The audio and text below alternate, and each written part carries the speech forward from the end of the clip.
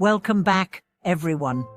It's truly a blessing to have you here again with us. Whether you've been following the channel for a long time or this is your very first time tuning in, you're in the right place, a place of reflection, transformation, and spiritual awakening. Today, we're exploring a question that sits at the core of every spiritual journey, and perhaps even at the center of every human heart. That question is this: why are we here? Why are we born into this world? It's a question that has puzzled philosophers, saints, mystics and seekers for thousands of years. Is there a deeper meaning to our existence? Is there a purpose to the pain we experience? Are we here simply to survive, to struggle, and then to vanish? Or is there something far more magnificent waiting to be revealed beneath the surface of our day-to-day lives?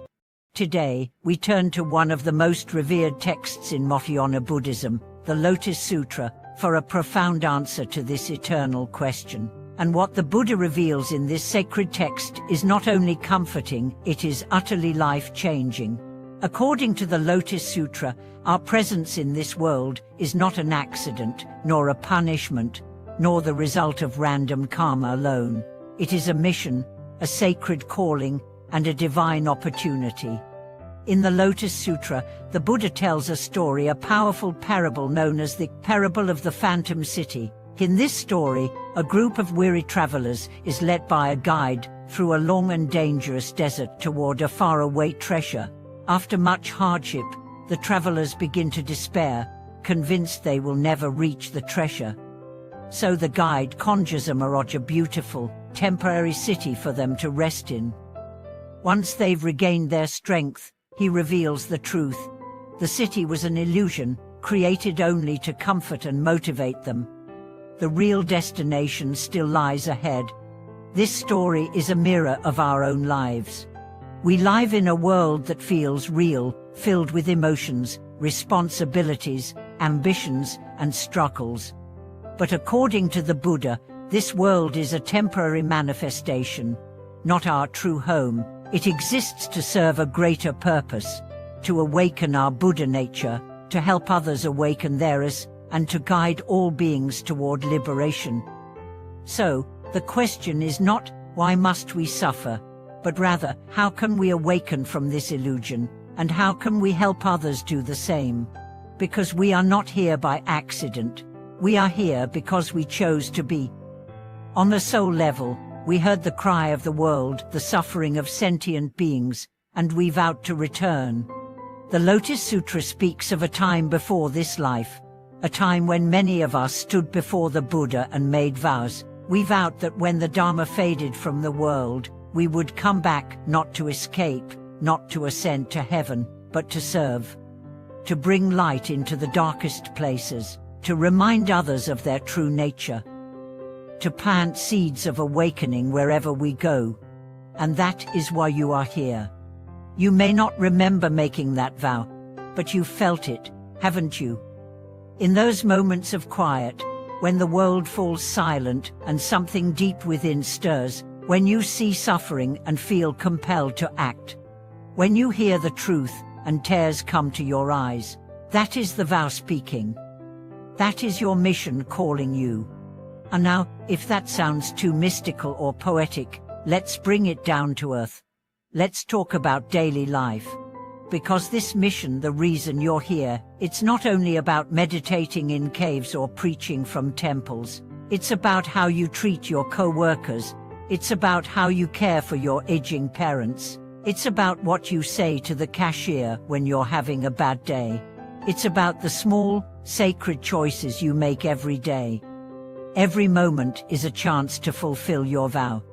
That means that when you show patience instead of anger, you're fulfilling your vow. When you encourage someone who's on the brink of giving up, you're fulfilling your vow. When you keep chanting the Buddha's name even when no one's watching, even when it's hard, even when nothing seems to be happening, that's your vow, alive and radiant. The Lotus Sutra reminds us that even the smallest act, done with sincerity, ripples across time and space. A single kind word, a single chant, a single bow. It might seem insignificant, but the Buddha assures us that nothing is ever lost. Every drop of compassion feeds the great ocean of awakening. But let's be honest, this world is hard. It's full of distractions, temptations, injustices, and despair. It's easy to forget the vow. It's easy to get caught up in survival. And that's why the Buddha tells us again and again, remember who you are. You are not your body. You are not your failures. You are not your thoughts, your fears, or your titles. You are a Bodhisattva in disguise. You are a light bearer. You are here on a mission, and every single challenge you face is not here to break you, it's here to wake you up. Think of it this way. What if every hardship in your life was placed there not to punish you, but to strengthen your vow? What if every betrayal, every illness, every loss was secretly a reminder to return to the path? There's a story in the Lotus Sutra about a Bodhisattva who willingly enters the most difficult circumstances, poverty, illness, ridicule, not because they're helpless, but because they know that's where their light is most needed. They choose the hard path so that others might have hope.